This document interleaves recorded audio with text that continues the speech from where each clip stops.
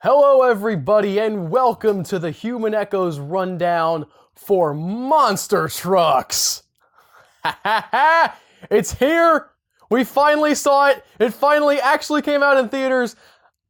A bit full disclosure, just so you guys know from the get-go, this review is from someone who has been on board for this concept from day one.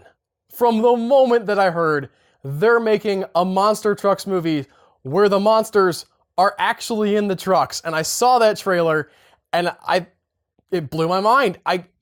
It's not within me to fathom someone who's not excited about this idea. Okay? I can understand if you end up not liking the movie, great. But to hear this concept and not get all pumped up, it's not in my makeup. So if you saw this trailer, if you heard about Monster Trucks and you thought, Hollywood, what are you doing, guys? Guys, what's going on? Why are you making Monster Trucks? Then this might not be the review for you. But I went and I saw it. I took my 4-year-old son. He saw it with me. He's been pumped up since the day I told him it was a thing. And I gotta say, I liked it. I can't quite go to loved it, but it delivered on the premise that I was expecting exactly the way that I expected that it would and way I wanted it to. Let's get some of the boring stuff out of the way first. Let's talk about some of the character stuff and some of the stories here, because this is a movie that takes some time to do stuff with that. And it's interesting the balance that it strikes. It doesn't go super heavy with the characters. It's not like extra super drama, but there is some there. And it adds enough weight to the movie so that it's not just some fluffy thing that's flitting from plot point to plot point and from action scene to action scene without any kind of care at all. There is something for you to sink your teeth into with the characters here. Lucas Till is playing Trip, who is a kid who lives in a very small town. His dad has left his mom. His mom has since remarried to a local town sheriff. And you get, at the beginning of the movie, there's very much a sense that you're gonna have the stepdad be the stereotypical jerk stepdad who hates his stepson, and they even set him up as this very fastidious guy who likes to keep his car clean, and you think, oh, I'm not gonna like this guy. But then, as the movie moves on, that relationship actually reveals itself to be somewhat more complex than that. Lucas ends up meeting his real dad. His real dad ends up being kind of a jerk. Spoilers, that's probably why the mom left him in the first place. It doesn't go down the most obvious road that it can with these characters. And on top of all that, there is this through line of family running through, especially towards the end, and it matters more. You have this family of monsters, right? You have a mom and a dad and a son monster that eventually all get together. And when they get together, knowing that the character of Trip is seeing that through the lens of, man, my family's not where I want it to be. You know, my dad turned out to be kind of a douchebag when I went and found him. And, I'm not so sure about my stepdad. He has some really great moments, and it really sort of anchors this film down. The other main character in the movie is played by Jane Levy, and she's kind of a nerdy, bookish girl. Her parents obviously have a lot of money. She has a horse, she has a barn that at one point Trip can just park his truck in, and she's like, my dad never comes out here, but it's full of tools, so have at it. And at one point she offers to help fill up the monster truck gas tank, and the bill comes to $400, and there's no sense that she's going to be hurting for that money. And despite the fact that she doesn't have a lot to do in the film, there's a depth to her character too. On the slightly more cartoonish side are the people who work for the oil company, especially the higher ups. You have the main big bad oil guy whose name I can't remember, played by Rob Lowe, and he's just your standard typical oil evil guy, right? I don't care about the ecosystem. I don't care about these creatures. I don't care that we discovered something that, is amazing in the course of human history. Destroy it so I can get more oil. I'm Rob Lowe. He doesn't talk like that, but that's my evil guy voice. And he has an enforcer whose name is Burke. Great name for a bad guy, Burke. And Burke just goes around and like menaces people. That's his whole shtick. He's mean and chases people around in his truck. Everybody has a truck in this movie, by the way. Everybody. Even the cop has like an SUV. Like, I guess they couldn't justify putting him in a pickup truck, but they're like, it's gonna be truck shaped-ish. And all the bad guys have their black trucks. It's very color-coded and fun that way. And so these guys are relatively cartoonish. There is a scientist on the oil company side who does end up having a little bit more nuance and actually has a moment of redemption and sort of develops as a character, which I thought was good. So from the standpoint of story, this is as good as I think you can expect to get in a movie like this. You don't want to go super heavy.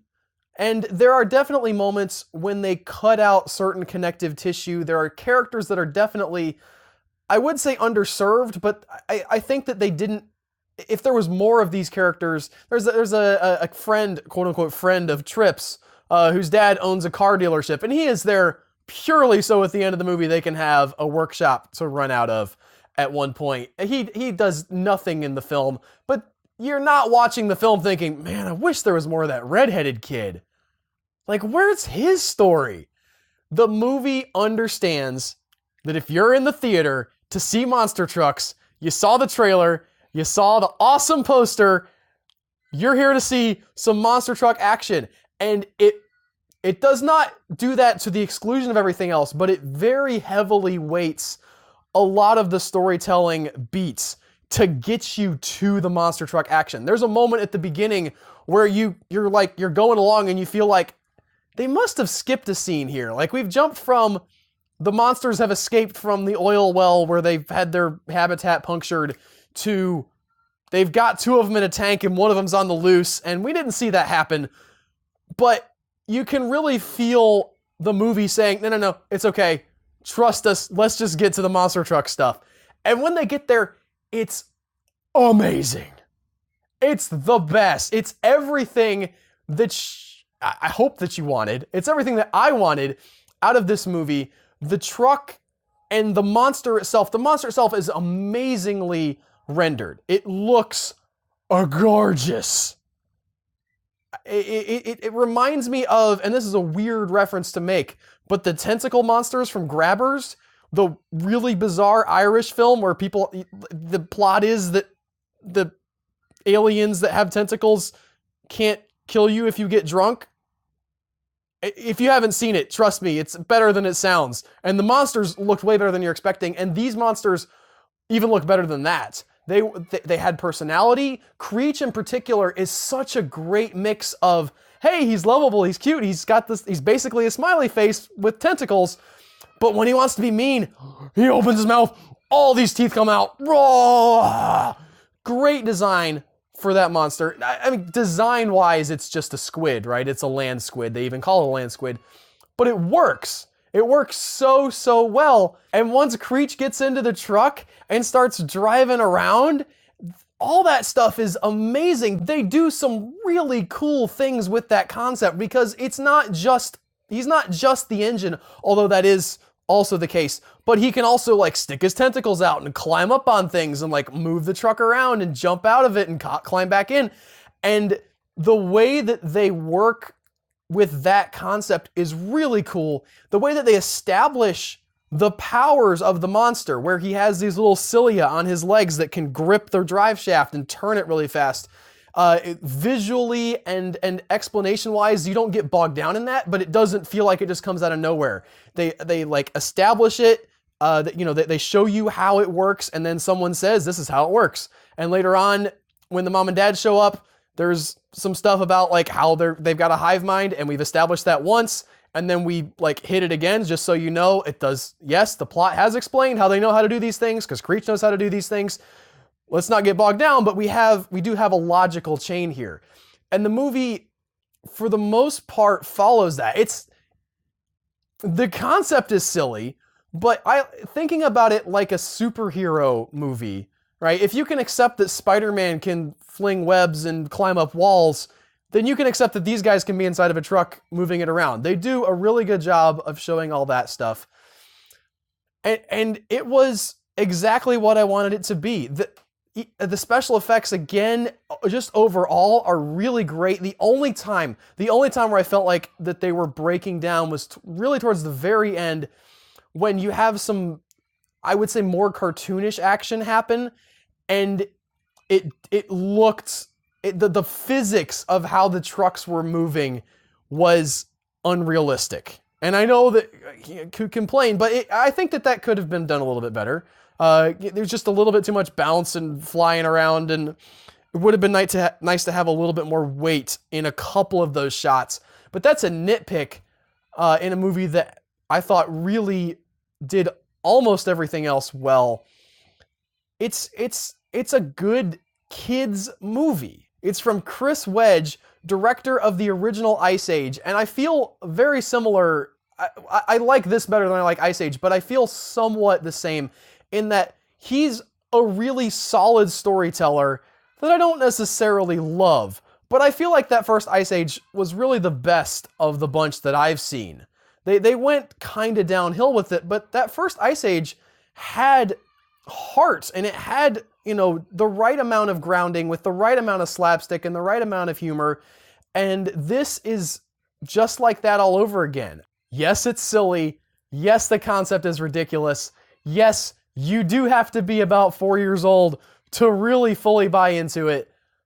But I'm about 4 years old inside here, and I liked it a lot. There were moments in this movie where I was like pumping my fist. Yes, that's awesome. We just saw that. And, it just, the way everything flowed together was so beautifully done. I know a lot of critics didn't dig this movie, and it is somewhat simplistic, but it has enough for me. It's not insulting to my intelligence to see these things do the things that they do. There's enough there for me to sit in the theater and be entertained. And that's what I wanted from this. So I gotta give it a thumbs up. I really enjoyed Monster Trucks. Not a perfect film by any stretch of the imagination, but really, really solid storytelling and a film that understands what it's about. And I'm worried that it's not going to reach its audience. I think that there's an audience out there for this film. Probably they're going to end up seeing it on Netflix, and they're all about 5 years old, and their parents didn't want to take them to this. I saw it in a relatively empty theater, but I really hope this is the kind of movie that catches on and gets a bunch of people watching it on Netflix and DVD and whatever the future millennials are doing to see these movies, and gets like a really terrible reboot in about 20 years. That's the best case scenario for this, I think. Thanks guys for watching. If you like this video, slap that like button, hit subscribe. We'll have more for you coming up. I'm Albert Berg, and I'll see y'all later.